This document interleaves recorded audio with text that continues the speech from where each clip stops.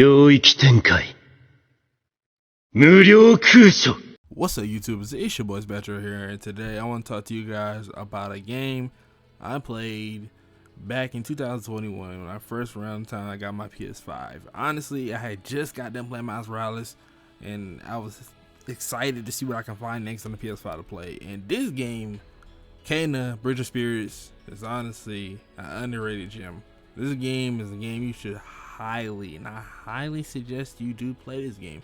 Now, I like to start off by saying that this will contain spoilers, obviously. If you haven't played the game and you want to try this game out, then go do that, alright? Stop watching this video and go do that. But if you want to hear more about my thoughts on the game and what my experience was like when I played the game, then stick around, you know? You might find something interesting, you know? It might just be bored to death.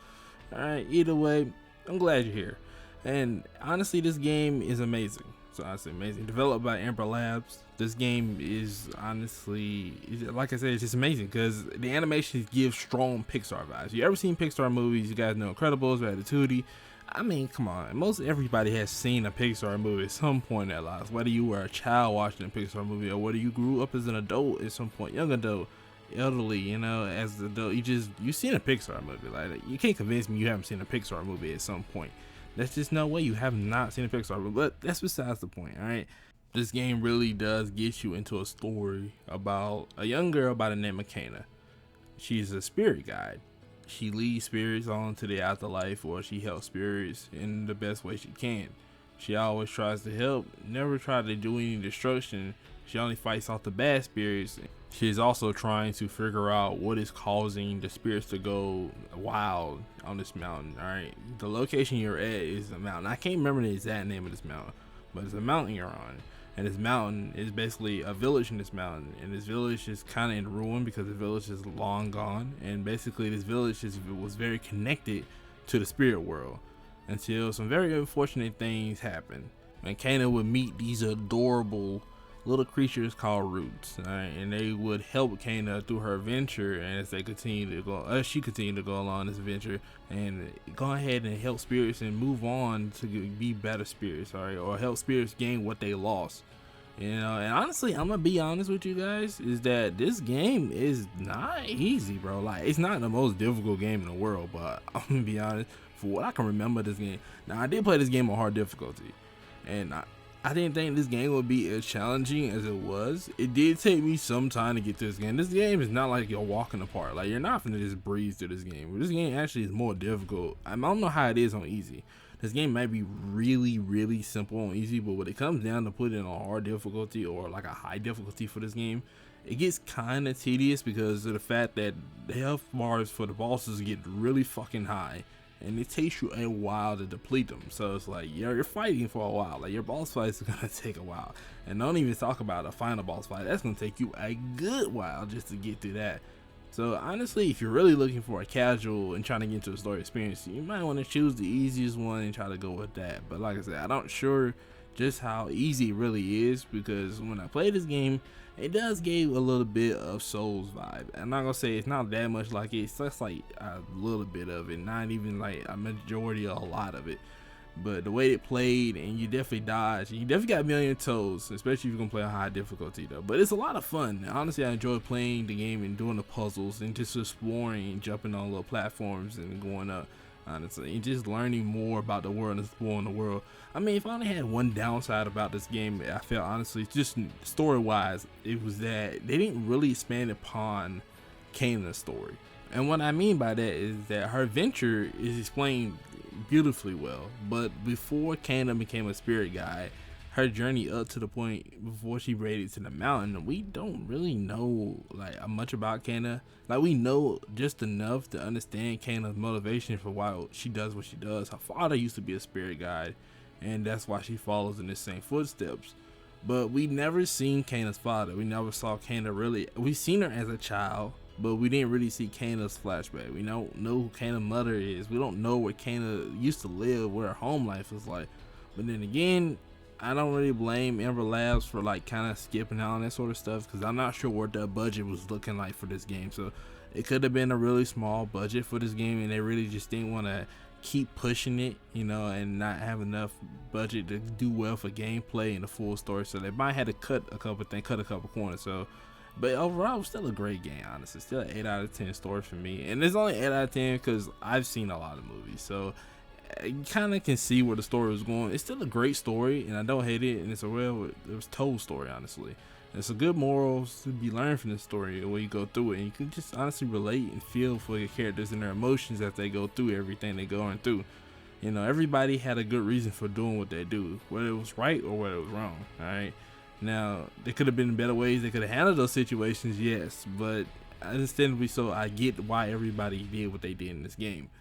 And basically, as you go along the story, like I was saying before about Kana and her whole situation about her father, I wish we could have got a little bit more expanded upon that. But maybe it wasn't that important because Kana's father being not shown maybe kind of feels like it was a more stronger motivation for Kana. Us not seeing her father kind of gave us this impression that he's just that much, he means that much to Kana. Like, even if we don't see him, we know that he had that much of an impact on Kana growing up to the point where she wants to follow in his footsteps. And she wants to make him proud. As you can see in this scene right here, this is where she has to face her fears, and that Toshi's telling her, like, yeah, you only want to save these spirits because you only want to prove to your father that you're the best, or you can do well, you can also do just as good. You're not really here to genuinely help the spirits. And you know, Kana kind of fell at a moment where she felt weakness and felt like that she genuinely was questioning whether she was helping the spirits just to be helping them, or was she was just trying to make her father proud. And let's be honest, Kana knew it from the very beginning that she was honestly trying to help the spirits. She's a spirit guide, and she lives up to that title through and through. And anytime there's a challenge presented to her, she never backs down, and she gets right back up and does it again, alright? And I respect that a lot about Kana. And honestly, I want to know kind of what happened to the spirit, like previous spirit guys, because it was mentioned by the old man. I can't remember his name right now, but the old man basically mentioned that there's been previous spirit guys before Kana came up to the mountain. And honestly, it's been many apparently. And I'm kind of curious about their story and how things went so wrong for all these previous spirit guys and where did they all fail at. But I guess that's not really important. I guess it's just kind of to emphasize like just how serious the situation is that so many spirit guys had already failed. But it makes me wonder also, like, for Kana's situation, I wonder what made her stand out as a character just different from other spirit guys, you know. And I think it would have been beneficial to see other spirit guys just to see how she is so much different from the others. Maybe she was just more brave, maybe she was more caring, maybe she just had more wisdom, maybe she just had more heart than some of the other spirit guys. And you know, that comparison has been kind of interesting to see. I don't think it was really required, but it'd been really interesting to see how that would have worked out. But for the most part, honestly, my favorite part about this game was definitely collecting the roots.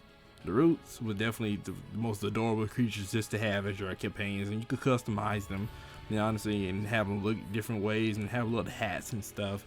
It was just a lot of fun, honestly. And as I kept going through the game, I kept finding myself more and more invested into the story. And honestly, I only bought the game because it reminded me of a Pixar movie, and that's honest the truth. And I played it, and honestly, guys, I'm a simple man. I see good art style, I get interested, and I just buy the game. All right, now I'm not saying that's every time, because I do look at gameplay, guys. Don't think I just be buying shit just to be buying shit. All right, I do look at gameplay. Don't be mistaken, because I was just doing that, and I was definitely be leading me down some rabbit holes that I wish I never go down. All right, but let's get back on topic about Kana and her journey through this game. It's an amazing one. It's a beautiful one. It's a journey of heart, caring, and the motivation to be able to stand and look forward no matter what adversary may stand in her way. She will always keep marching forward to help the spirits and lead them over to a better future. But don't misunderstand though, antagonist Toshi didn't just do this just because he wanted to do this, guys. Alright, he did it for good reason. Now his way about doing it was terrible, to be honest with you. He should have definitely been more patient. This is the result of a man who thought that he didn't think no other way. With a closed mind, he led to making a reckless decision. Toshi was the leader of the village that was connected to the spirit world that lived on that mountain, and him the old man. All right, so him being the leader of the village, he always wanted to take care of his people.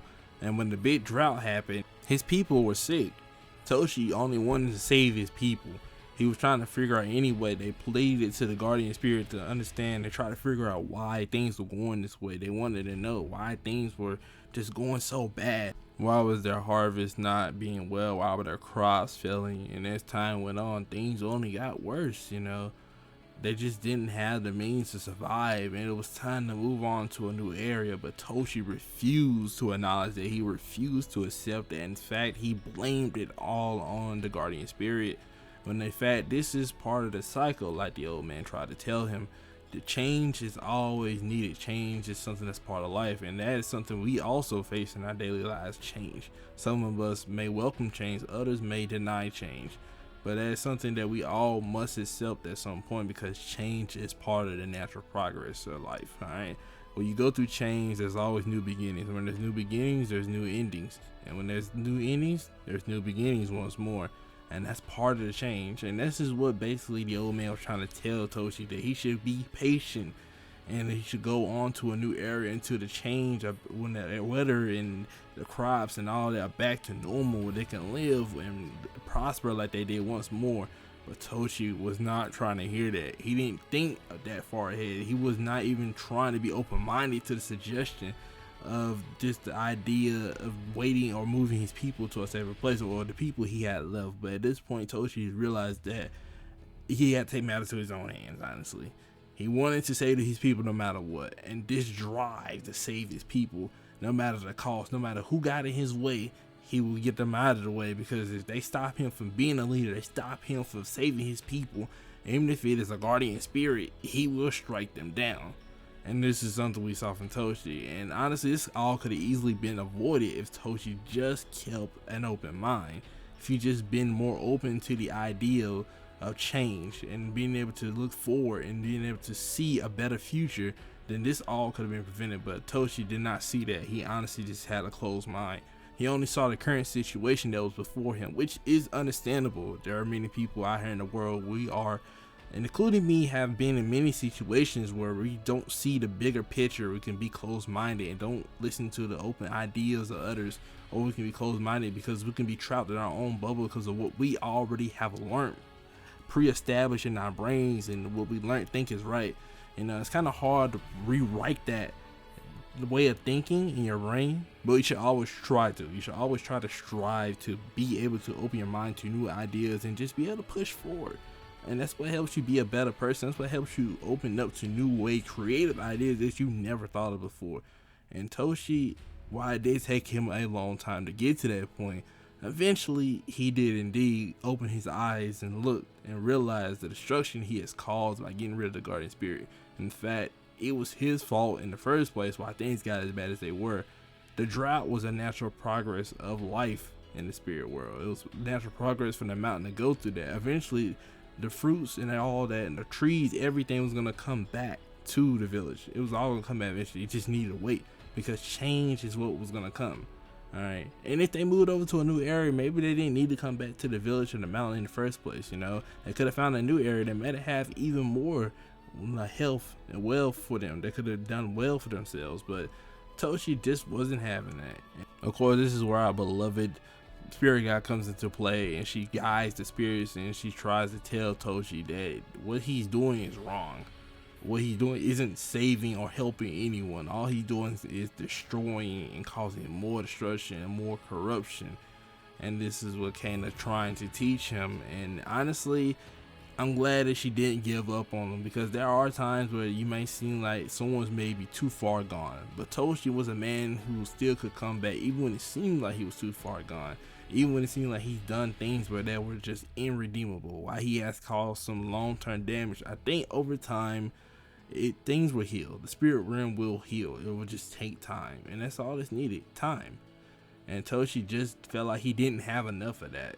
Time is really something that was really important to him, and his people was important to him, and that's why he made the sacrifices that he made, even though by the time he done so, he realized that that was the point, because at this point all the people in his village were already gone. Because he could have saved what was left, but he could have started over, and he just chose not to.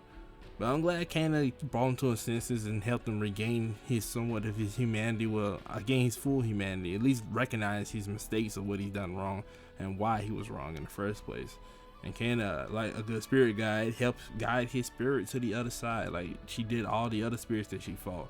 And honestly, I respect that. You know, protagonists that don't give up on the others and just to honestly just try to do their best to help them be the best they can be, even those who are committing wrong acts. Now, don't get me wrong. If you committed just acts that cannot be forgiven, you know, some acts that are just irredeemable, I'm gonna be honest, you gotta go, buddy. I just put it out there, bro. I'm straight up. I'm talking about like Frieza straight up throwing the death ball at Planet Vegeta and destroying that. Like, Frieza, get him gone. That man's evil. All right, there's no redeeming a person who do something like that. But Toshi was never on that level of evil, even though he did do a lot of destruction and he did corrupt a lot of spirits, you know. But I don't think he was that level of evil to the point where he couldn't be forgiven and given another chance. In the end, he did realize that what he done was wrong, and all Kana was trying to do was help the place. He was trying to make it right once more. And when he come to accept that his way of doing things was wrong, completely wrong, and gave in to Kana and accepted her help, then the village was finally free. The mountain can be restored back to its proper glory. And now him and the old grandpa can finally move on. You know, now that I'm thinking about it, I should probably try to figure out his name, but I'm getting sidetracked right now. And honestly, it's just that great of a game. And now, as for gameplay, the gameplay is actually really fun. Honestly, it was really annoying in some parts. If I had to scale it from 1 to 10, it was kind of like a 8 for me out of 10, because I found a couple of annoying parts inside the gameplay. Just the fights, honestly. Some fight, I only say particularly like mini boss fights, there was a lot of variety of enemies to fight, so it were like no stale fights or anything like that. It was just more of I was playing on hard mode, so I'm dealing with boss enemies with a lot of fucking health, and I rather they just had unique, different, like one-shot kill attacks than they would have just had a bunch of health. You know, bosses on extra hard modes with a lot of health is just annoying, especially when they just got the same techniques, but they got a lot of health and do more damage. And that's not really that much of a challenge. I'd rather you just have new techniques and then a little bit more health, not so much health to the point where it feels like it's taking fucking forever to just chop his goddamn health down. But alright, I'm gonna keep things very civil. Alright, I'm thinking about it, it's kind of pissed me off a little bit, but I enjoyed this game. I had a lot of fun, honestly, and if I want to play this game again, I would. It's actually interesting. I saw and looked into whether Ember Labs was actually interested in doing a sequel to this game, and apparently they're not really trying to do. If you guys didn't know, by the way, that Ember Labs also used to be an animation studio, so they transitioned from an animation studio to a game developing studio. So that was very interesting to learn about that, and that's honestly amazing that they made this great transition. But that explains a lot about this animation and just these art style as well. And these cutscenes are just so movie-like. I'm gonna be honest, they could have made this into a movie and it would have been a hit. It could have been a real hit for them. I'm not kidding.